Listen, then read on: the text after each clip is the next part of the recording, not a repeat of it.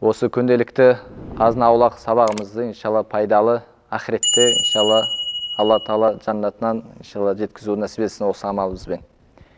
Және осы қасиетті Мәуліт айында Рабиул Аувалдан иншалла жасап жатқан құлшылықтарымызды, айтып жатқан пайғамбарымыз саллаллаху алейхи уассаламға салауаттарымызды Алла Тағала сансыз сауаптарынан жазсын.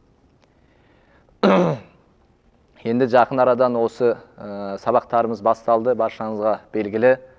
Бүгін үшінші немесе төртінші сабақ болу керек. Пайғамбарымыз саллаллаху алейхи уассаламның сирасынан. Енді кейбір жамағатымыз бар, енді сирадан көптеген хабарлар бар. Біреулер небір шейхтарды тыңдаған, бірақ дегенмен иншалла біздің сабағымыз сол алғашқы баспалдақта болған жамағаттарға. Ендеше біздерде негізінде жүйе бойынша белгілі бір кітаптарын айтылған. Біз сол кітаптардың ішінде ең жеңіл, ең сол жамағатқа жеңіл болатын сол кітаптарды таңдадық. Себебі кейбір терминдер бар, жай қарапайым жамағат оны түсіне бермейді. Сондықтан ең қарапайым, ең оңай кітапты иншалла таңдадық. Ол кітапта болса, ол көптеген адамдардың иншалла арасында ол тарқатып кеткен, біреулер оны оқып жатыр, біреулер алып полкада қойды деген сияқты. Енді пайғамбарымыз саллаллаху алейхи уассалам сиранын бастап, ең алғашқы қараңғылық заманды біраз айтып, одан кейін келе сала сол әуелден пайғамбар саллаллаху алейхи уассалам кемей тұрып, сол қараңғылық уақытына ең бірінші пұттарды кім әкелгенін, және одан кейінгі тақырып Абдумуталиб пайғамбарымыз саллаллаху алейхи уассаламның атасы, яғни Алланың алдына берген антынан сол жерден біз тоқтаған болатын едік. Яғни антына байланысты Алла Тағала Абдумуталибке 10 ұл перзент берген еді.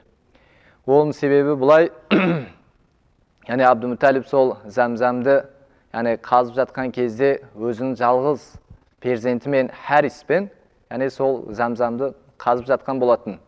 Бірақ Құрайштар келіп Абдумуталибтен не дейді? Ей Абдумуталиб, сен өзің жалғыз осы перзентіңмен, осы Хариспен қаншалықты, яғни қашан осы Замзамды қазып боласың? Сен осы жалғыз перзентің бола сеніп жүрсің ба деген сияқты осындай сөздер айтқаннан кейін Абдумуталиб, яғни Алла Тағаладан жалбарынып сұрады. Я Раббым, маған егер 10 ұл перзент беретін болсаң, мен біреуін өзің жолына, яғни Алланың жолына құрбан етемін деп ант берген болатын. Сөйтіп сол серт бойынша, сол ант бойынша, яғни қанша жылдан кейін әрине ол Замзамды олар, яғни арабтар қарсылық білдірді, белгілі бір нелерге барып, біз осы нені ант мәселесін, антын алдында ол Құрайштар не істеді? Біз осы нәрсені қазиға, былай айтқанда әкімшілікке тапсырамыз. Яғни сен тек қана осы Замзамда тек қана сен өзің ғана емес, бүкіл Құрайштар, яғни үлесі бар. Себебі ол Исмаил алейхиссаламдан біздің ата-бабаларымызда болады. Яғни сол Замзам ортақ болғаннан кейін бізде үлесіміз бар деп осы нәрсені айтқан болатын. Сөйтіп, қаншама нелерден өзінің адалдығын көрсеткеннен кейін Абдумуталиб, бүкіл Құрайштар сол Замзамды қайттан кімге? Абдумуталибқа тапсырған болатын. Осындай мәселелерден кейін, бір 20-30 жылдан кейін Алла Тағала сол Абдумуталибқа 10 ұл перзент береді. Бірақ сон 10 ұл перзенттің ішінде 8-ші тарихшыларымыз мына айту бойынша 8-ші перзенті ол Абдулла. Абдулла ол кім? Пайғамбарымыз саллаллаху алейхи уассаламның әкесі, бұлай айтқанда. Ол сол Абдумуталибтің Алла Тағаладан сұраған 10 перзенттің ішінде, 10 ұл перзенттің ішінде 8-ші болған дейді. Яғни Алла Тағала сол Абдуллахты бергеннен кейін, біраз жыл өткеннен кейін, кім? Абдумуталиб осындай байламға, бұлай айтқанда осындай шешімге келеді. Не? Яғни мен Алланың құзырында осы ант берген болатын едім. Енді мен сол антты, бұлай айтқанда сол сертімді орындау керек деп, осындай ой түйетін оған. Күндердің бір күні Абдумуталиб өзінің перзенттерінің осындай осы мәселені, яғни берген антын айтып, перзенттерін жиналады. Яғни мен осындай ант берген едім Алланың құзырында. Егер сен маған 10 перзент беретін болсан, біреуін Алланың жолына, яғни өзінің жолында құрбан етем деп, осы ант берген болатын деп айтқаннан кейін, перзенттері бәрі осындай бірінен өткен бірі осындай көркем мінезді, сымбатты, осындай жақсы перзенттер болғаннан кейін дереу әкесінің айтқан нәрсені, яғни сөзіні не істемеді, сол сөзден бас тартқан жоқ. Әрине сіз нені бұйыратын болсаңыз сол болады деп, әкесінің сөзін құптап, сөйтіп Абдумуталип өзінің перзенттерін бүкіл барын жинап сол Қағбаның қасына барады. Қағбаның қасына барғаннан кейін бүкіл Құрайштардың алдында, бүкіл арабтардың алдында, яғни осы нәрсені айтқаннан кейін бүкіл арабтар, бүкіл Құрайштар бұл мәселені ескеннен кейін, "Ей Абдумуталип, бұл не? Яғни не істеп жатырсың?" Егер біз білеміз, яғни Абдумуталип сол Құрайштардың ішінде ең осындай ақыл кеңес беретін, ең ақсақалдардың былай айтқанда үлкендердің, яғни төресі сол Құрайштардың ішінде ең басшы болатын. Сөйтіп сол Құрайштар не деді? Абдумуталип, егер сен осы істі істейтін болсаң, қалған біздің ұрпағымыз не болмақ? Себебі біз үлкенді қарап не істейміз? Сол бір істі үлгі аламыз, өнеге аламыз, ғибрат аламыз. Сол Абдумуталипті қалған Құрайштар не деді? Егер сен осы істі істейтін болсаң, онда қалған арабтар да, қалған сол Құрайштар да өздерінің перзенттеріне егер құрбандық жасайтын болса, онда біздің ұрпағымыз не болмақ деп, бүкіл бәрін естеді, наразылық білдірді былай айтқанда. Бірақ Абдумуталип өзінің ант бойынша, өзінің берген серт бойынша не істеді? Табандылық танытып, жоқ, мен осы нәрсені істеуім керек деп, бірақ тілмен айтып, жүрегіне осындай қынжылдаған бар еді. Себебі әке өзінің ет бауырын қалай? Яғни өзінің қолымен құрбандық сою, ол құрбандық шалу, ол оңай нәрсе емес, баршаңызға белгілі. Бірақ сол Қағбаның, яғни айналысына осындай айғай-шу былай айтқанда шыққаннан кейін қаншама арабтардың арасында, қаншама Құрайштардың арасында түрлі пікірлер болды. Өзінің сөзін естеді, басшылыққа алды Абдумуталип былай айтқанда. Бірақ қалған сол 9 перзенті, ең үлкен перзенті Харисте разы болғанымен, бірақ жүректермен осындай, осы Абдуллахқа деген осындай не бар еді? Келіспеушілік бар еді. Әрине бұл жерден Абдулла деген ең бірінші, яғни осы сол құрбандыққа шалам деп өзінің перзентін, сол перзенттердің ішінде Абдулланы ғана бірден өзі таңдаған жоқ. Бұнда өзінің кішігірім қиссасы бар. Яғни Абдуллахты алдын ала не істейді? Жеребе тастайды. Яғни әрбір перзентіне осы өсиетін айтқаннан кейін перзенттер не істейді? Әрқайсы өзінің атын жазады да, сөйтіп бір неге салады? Дорбаға. Бұлай айтқанда жеребеге салады. Сөйтіп сол жеребе арқылы адалдықты біз не істейміз? Таңдаймыз дейді. Жеребенің ішінде өзінің қызметкері қайта бір рет, тіпті сол тарихшыларда несін келтіреді? 3 реткені алса, Абдуллах деп дауыстады дейді. Себебі Алла Тағала біз бен сіздер, яғни жақсы көретін нәрсемізбен не істейді? Алла Тағала сынайды біздерді. Көптеген аяттары келген, көптеген хадистері келген, біз жақсы көретін нәрсемізбен не Алла Тағала сынайды. Енді біреулерді қорқумен, біреулердің басқа нәрсемен болатын болса, Алла Тағала біреулерді баласымен, біреулерін Құдай сақтасын өзінің әйелімен сынайды. Сол сияқты Абдумуталипті Алла Тағала сол өзінің, яғни сүйікті өзінің перзентін, яғни Абдуллахмен сынады. Абдулла шыққаннан кейін сол Абдулланы, бір қолмен Абдулланы ұстады, бір қолмен өткірлеген, қайраған пышақты ұстады былай айтқанда. Осындай құрбандық шалам деген кезде тарихшылар айту бойынша өзінің нағаш ағасы Абдулла ибн Муғира сол Құрайштардың ішінде, сол арабтардың ішінде атылып шығып не дейді? Ей Абдумуталип, қашан саған, яғни Алла тарапынан, яғни анық былай айтқанда аян келмейінше сен бұл перзентіңнің құрбандық шала алмайсың. Сөйтіп арабтардың, сол Құрайштардың ішінде мынандай байламға, мынандай шешімге келді. Белгілі бір неден, Шам тараптан осындай бір білгір әйел бар, сол әйелге сені жібереміз. Сені жібереміз, осы мәселенің ол шешеді. Яғни ол қалай шешетін болса сол болады дейді. Осы мәселемен Абдумуталип мақұлдап, өзінің перзентін Абдулланы жетектеп Шам тарап барды. Шамға барса, ол Ар-Рафа деген яғни білгір әйел, ол кезде қайға? Шамда емес, Хайбарда болатын. Мәдина тарапына, яғни сол жаққа барып, сол әйелмен кездеседі. Әйелмен кездескеннен кейін осы мәселені айтады. Ал әлгі білгір әйел не дейді? Сен, балаң жақсы көресің ғой? Иә, әрине. Сендердің, дәстүр бойынша әрбір адамның құны қанша дейді? Біздің дәстүріміз бойынша әрбір адам құны 10 түйе дейді. Егер 10 түйе болатын болса, сен қайттан өзің еліне барасың, сол жеребе тартқан алаңға барасың, перзентіңді Абдулланы бір шетте қоясың, түйелерді бір тарапты қоясың. Ортаға жеребені не істейсің? Тастайсың.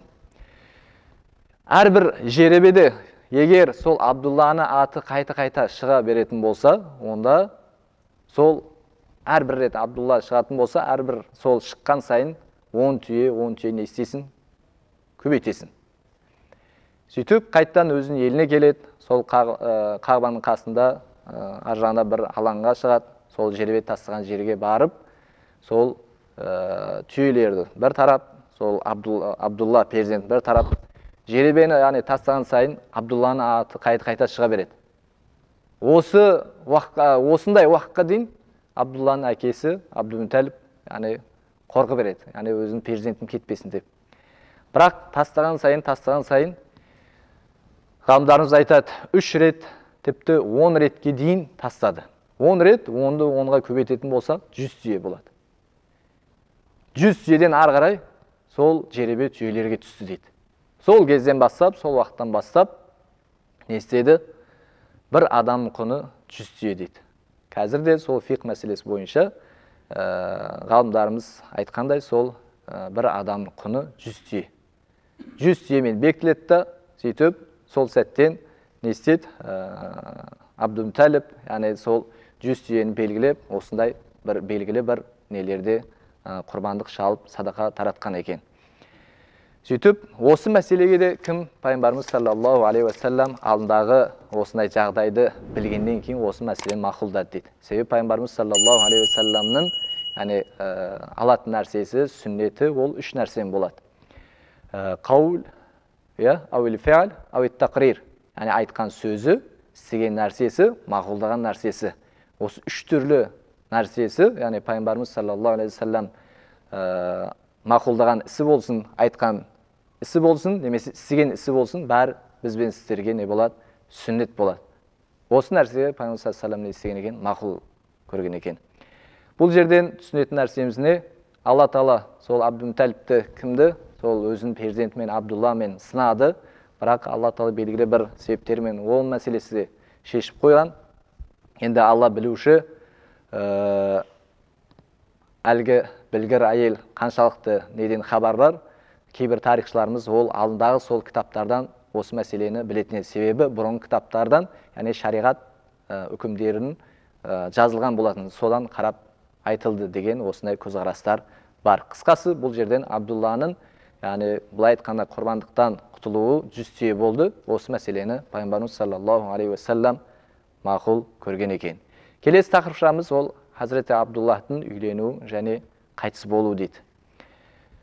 Енді бірнеше жыл өткеннен кейін Абдулла әлгі осы пайғамбарымыз саллаллаху алейхи ва салламның әкесі, құрбандықтан былай айтқанда құтылған, құрбандықтан аман қалған, үйленетін жас келеді. Жылдар өтіп, Абдулла осындай көркем мінезді, мен жүріс-тұрысына осындай халыққа қалған, осындай өзінің былай айтқанда құрдастарына осындай үлгі болатын жігіт еді дейді. Тіпті қаншама бой жеткен қыздар да сол Абдуллахқа, тұрмысқа шығуға разы еді дейді.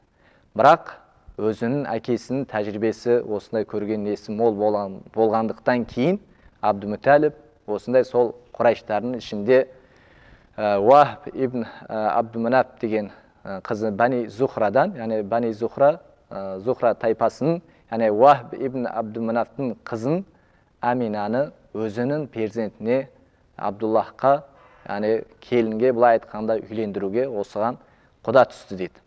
Құда түскеннен кейін Амина анамыздың әкесі кімге? Абдумуталибқа да мынандай нәрселерін айтты. Ай Абдумуталиб бауырым, сен келмей тұрып, менің жұбайым да не істеді? Түс көрді. Түс көрсе, біздің шаңырағымызға бір нұр түсіп, сол біз бүкіл біздің шаңырағымызды, яғни сол нұр шығып кеткеннен кейін біздің шаңырағымызға осындай бір сәуле қонды дейді. Және мен де ол 2 күн алдын осындай түс көрді дейді. Және мен де бүгін түнде түс көрдім дейді. Ибрахим бабамыз не дейді? Абдуллах пен қызының Аминаның некесін мен қидым, сен де соған разы бол, сен де соны мақұл көр деп, осындай нәрселерді кім?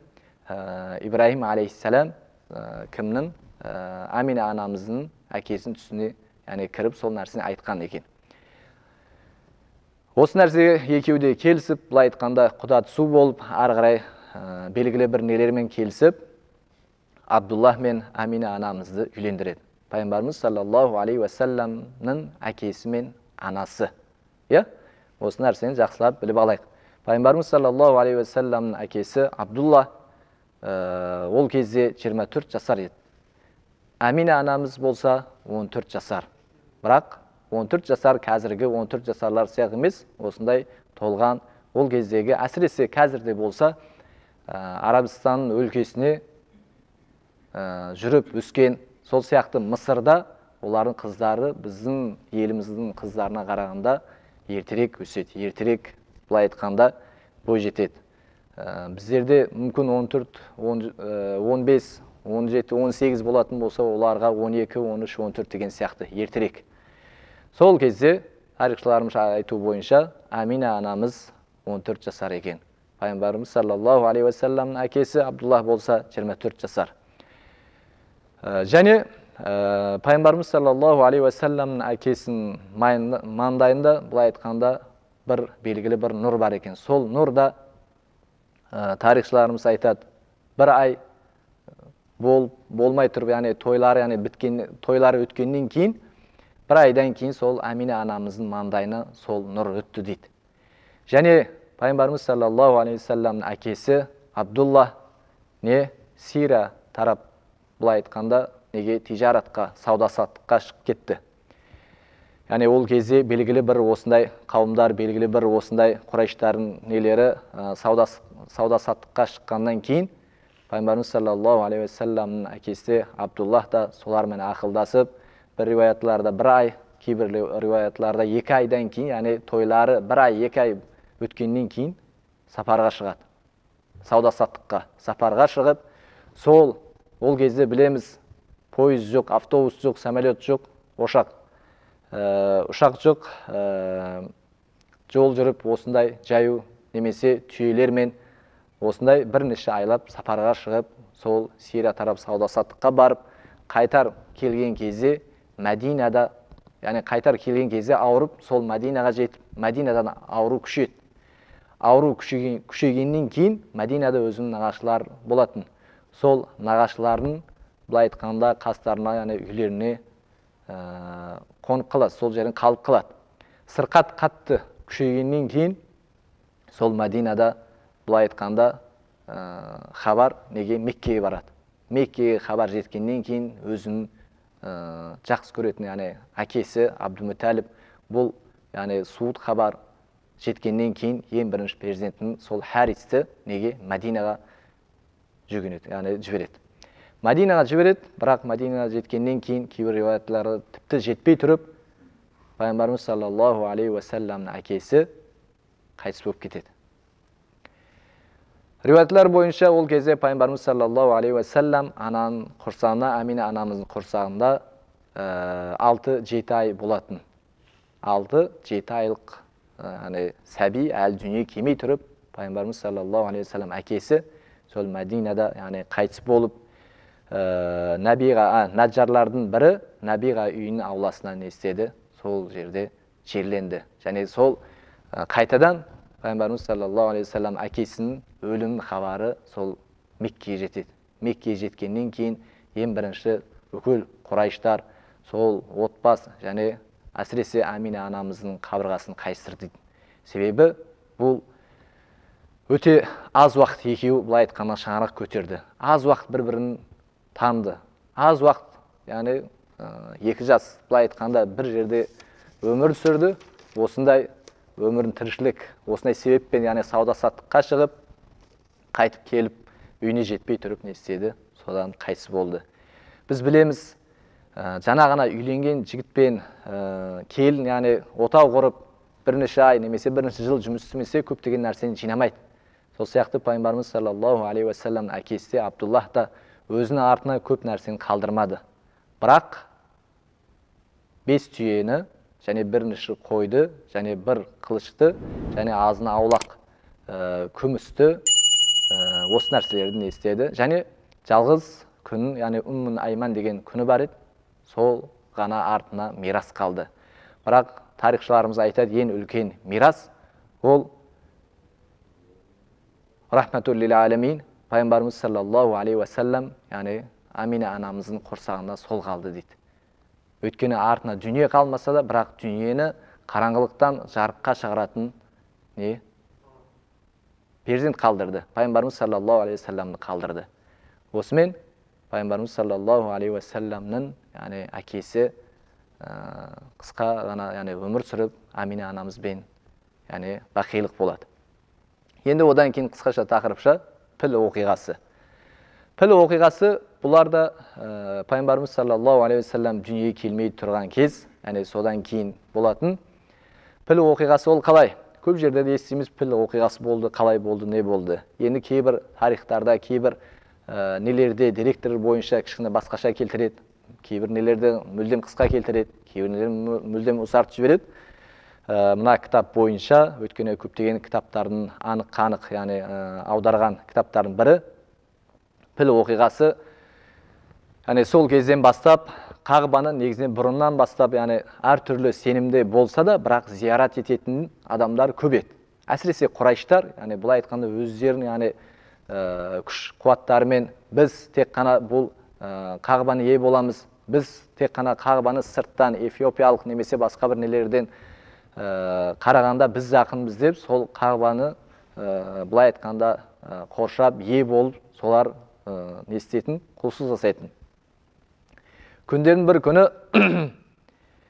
Эфиопияның қарамағында Йеменнің әкімі Абраха сол нені Қағбаны қарайды да қызғаныш білдіреді. Неге осынша адамдар ағыл түгіл, яғни бұлай айтқанда топ-топ сол тек қана Қағбаға барады. Бұларды, яғни беттерін басқа бір нелерге бұру керек. Сөйте сала дүниенің бүкіл осындай байлықты жинап, алтыннан, күмістен не істейді? Сана қаласында Күллейс деп аталатын, Күллейс деген деп аталатын шіркеу салады. Шіркеу салып, ол шіркеуінің бұлай айтқанда қазіргі көптеген шіркеулерде осындай сарымен бояды, соның белгісі болатын шығар. Сыртын осындай алтынмен, ішін күміспен, осындай қымбат, бағалы осындай нәрселермен не істеді? Жасап қойды. Жасағаннан кейін, сөйтіп, одан кейін хабар жіберді Меккеге. Келіндер, осындай не бар, құлшылық жасайтын жер бар. Сөйтіп, көптеген адамдар келді дейді. Топ-топ адамдар келді, бірақ сол байлықты қарап, ешқайсы құлшылық жасаған да жоқ, ешқайсы бір нені табыған да жоқ. Қайтып сол Қағбаға қарай кетті. Қайта оның қызғаныш баспай, сөйтіп сол Қағбаның айналасына барып әрбір қарағаннан кейін, бұл мәселені арабтардың ішінде Нуфайл есімді, бұл кімді? Абраханың қылығын білгеннен кейін ашу шығып не істеді? Мен барып солардың шіркеулерін бір көрейін. Сөйтіп, бір нәрсені істеймін деді. Нуфайл есімді араб сапар шегіп келіп сол шіркеудің ішіне кіріп, бұлай айтқанда шіркеудің ішінде кіші дәретін шығарып қашып кетеді. Кеткенден кейін бұның қылығыны Абраха естіп, дереу өзінің әскерлерін жинайды. Әскерлерін жинайды да, барып біз не істейміз? Қағбаны бұзамыз. Бірақ бұл Қағбаның иесі ол кім? Алла Тағала. Сонау басында Алла Тағала не істеді? Яғни оны зиярат мекен, мұқаддас, яғни қасиетті да, Ал-Харам не үшін дейміз? Екі құрметті болған. Ол жерде кез келген сіз жандықты өлтірсеңіз, ол харам. Осы нәрсені не істеуіміз керек? Осы Қағбаны құртуымыз керек деп, Абраха осындай өзінің әскерлерімен ақылдасады. Әскерлерімен ақылдасады, бірақ Алла Тағала Құран Кәрімде айтады: "Астағизу биллахи ва макараллаху валлаху хайрул макирин." Макр ететіндер, яғни айла жасайтын адамдардың, яғни Алланың айласы, Алланың былай айтқанда оларға беретін айласы олардан не хайыррақ, яғни күштірек. Бұлар осындай ойлады. Біз не істейміз? Қауым жинаймыз. Лашкар былай айтқанда әскерлеріміз жинаймыз да, барып сол Қағбаны, сол адамдармен, сол жерден құлшылық жасап жатқан адамдармен қоса сол Қағбаны бұзам дейді. Сөйтіп, бүкіл нелерін жинап, Қағбаға жақындап келгеннен кейін, ең алдымен сол Қағбаны бұзбай тұрып, өзінің жау жүрек осындай хабаршыларын жіберді. Хабаршыларын жіберіп, Абдумуталиптің, яғни Абдумуталип білеміз, Пайғамбар саллаллаху алейхи атасы, Құрайштардың былай айтқанда ақсақал басшысы. Бірнеше жүздеген түйелер бар еді. 200 түйесін былай айтқанда ұрлап алып келді. Өздері тарапынан. Кім? Абраха. Алып келді, бұлар ойлады, Абдумуталип бұл нәрсен бейхабар қалады.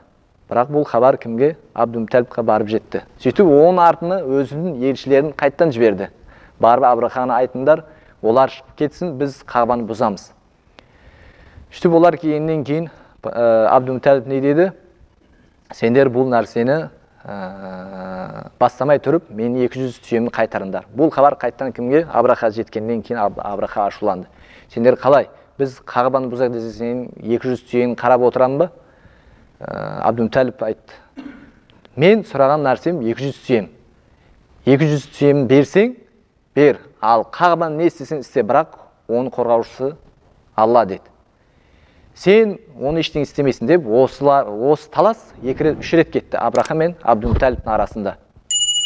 Сөйте сала, Абраха амал жұқнан істеді, 200 түйесін кімді? Абдумуталиптің 200 түйесін қайтарып берді. 200 түйесін қайтарып бергеннен кейін, дереу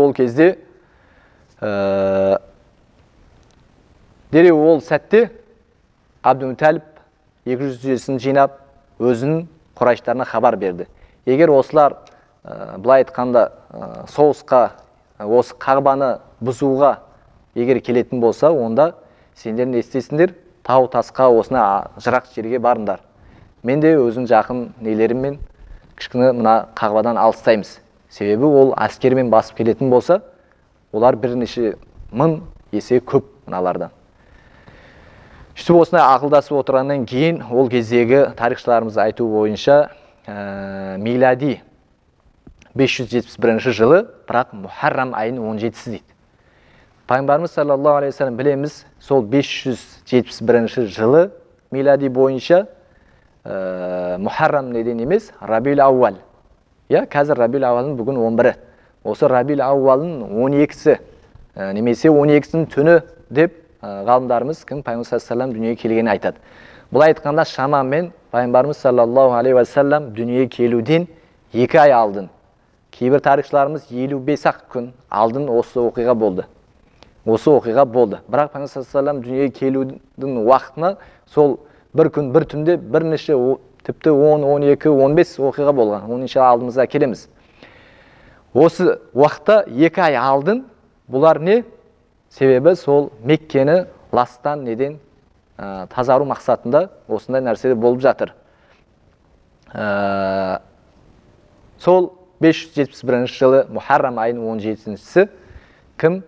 Абраха өзінің әскері дайындады. Неге қарай? Мекке қарай жақындап келді. Мекке қарай жақындап келсе, сол өзінің былай айтқанда жол көрсетушісі, жол бастаушысы, Абраханың жеке өзін жол көрсетушісі бар еді, Нуфайл ибн Хабиб есімді. Сол Нуфайл ибн Хабиб кімді? Абраханың түйесін айдап келетін. Бұл пілін айдап келетін. Бұл піл оқиғасы осыған арналған. Неге? Абраха сол пілді айдап сол Қағбаға тіпті кірмей тұрып, сол аймаққа былай айтқанда Ал-Харам мұқаддас болған жерге кірмей тұрып, кім? Нуфайл ибн Хабиб сол пілдің құлағына сыбырлады. Ей жануар, бұл пілдің өзінің аты бар еді, Махмуд деген. Ей Махмуд, осы аймақта, былай айтқанда, осы территорияда шүк, ары қарай жылжыма. Егер сен баратын болсан, ол Алла Тағала мұқаддас, яғни қасиетті болған, Ал-Харам болған, Алланың үйін яғни бұзуға барып жатыр. Сен өш жерден ары қарай кетпе, кететін болсаң, онда біттің. Артық қайтатын болсаң, қайт деп, сөйтіп осы нәрсені, осы сөзді кім? Нуфайл ибн Хабиб, сол Махмуд деген яғни пілдің құлағына былай айтқанда сыбырлап айтты. Сыбырлап айтты да өзі сол пілден түсіп та қашты. Өзі басқа бір бетке қашып кетті. Себебі ол біліп жатыр. Өйткені оның жүрегіне иман бар. Егер жақындайтын болсаң, онда Алланың қаһарына, Алланың азабына бұл жануарлар мен адамдармен бірге қалам деп. Сөйтіп өзі қашқаннан кейін қалған әскерлері таң қалады. Пілді тұрғызып, еменге қарай, шығысқа қарай, басқа бағытқа қарай егер бағыттайтын болса, онда піл кетіп жатыр. Бірақ Мекке қарай жылжымайды. Мекке қарай егер жүгінетін болса, жылжытатын болса, ол піл осындай орнына шөгіп ары қарай жылжымай жатыр. Сөйтіп өздері барады. Әлгі піл қалады, ары қарай бармайды. Өздері сол лашкарлар Абраха бүкіл барады. Баршамызға белгілі, Алла Тағала қай сүрені? Филді нәзіл еткен. Фил нәзіл еткен осы Әбәбилдің осы Абраханың оқиғана байланысты. Алла Тағала Құран Кәрімде Фил сүресінде айтады: Аузу биллахи минаш шайтанир раджим. Алам тара кайфа фа'ала раббука би асхабил фил. Раббың піл иелеріне істегенін көрмедің бе? Алам яджал кайдахум фи тадлил. Олардың айларын түкке алғысыз етпеді ме? Алам яджал кайдахум фи тадлил ва арсала алейхим тайран абабил. Және сол әскер Қабаға жақындағаннан кейін бірден не істеді? Жақындағаннан кейін Алла Тағала тарапынан осындай бұршақтай, яғни оттан қыздырған, яғни нелер? Тастар лақтырды. Ол тастарда жайдан жай емес, сол Әбәбил деген құстарды Алла Тағала тарапынан жіберді. Әбәбил деген, яғни құстар сол ұшып келіп, ауыздарынан бір тас, екі, былай айтқанда аяқтарына екі тастан әкеп, әрбір адамға тиген тас, сол адамды ертіп тастады дейді. Сол жерде болған қалған жануарлар, қалған сол әскерлер бүкіл барын естеді. Осындай, былай айтқанда жермен-жексен болды. Абрахада тарихшылар айту бойынша бірден қайтыс болмады, бірақ жарақаттап, сол жарақаттың кесірінен ақырын естеді, қайтыс болып кетті. Себебі ол Алла Тағаланың үйін бұзам деп келгеннен кейін, Алла Тағаланың былай айтқанда ажалдары көбірек. Алла Тағаланың былай айтқанда олардың мәкірлерден қарағанда хайыррақ. Себебі белгілі бір Әбәбилді, белгілі бір құстарды жіберіп осындай, Алла Тағала оларды жұқ қылып жіберді. Бірақ кім? Абдумуталиб қалған Құрайштармен де бәрі, тіпті мына Абраханың пілді аман қалды. Абраха өзі қаншама лашкерлер сол жерден, әскерлермен сол жерден не істеді? Жермен жексен болып, солардан кейін Алла Тағала тарапынан осындай бір қою, нөсер болып, жаңбыр болып, бүкіл сол жерде өліктерін Алла Тағала жудырып не істеді? Тазалады дейді. Неге? Себебі пайғамбарымыз саллаллаху алейхи уассалам дүниеге келмей тұрып, Алла Тағала осындай әртүрлі ластардан Меккені өзінің үйінің қағбаны Алла Тағала тазартады. Ва ахиру дауна алхамдулиллахи раббил алямин. Аллахумма салли аля саййидина ва набийина Мухаммад ва аля али саййидина ва набийина Мухаммад. Allahümme allif kulubana, Rabbana aleyke tevekkelna ve ileyke nebna ve ileykel masir. Жаратқан жаббарымыз, я Раббаның иғылды вәл икрам. Осы пайғамбарымыз саллаллаху алейхи ва саллям тарихына Аллахын өлгі өнеге ғибрат алуын насип еткен. Я Раббана кәрім иғылды вәл икрам. Біздерді Аллахым әртүрлі бәлелерден, ауырдан, сырқаудан Аллахын сақтығын. Rabbana aleyke tevekkelna ve ileyke nebna ve ileykel masir.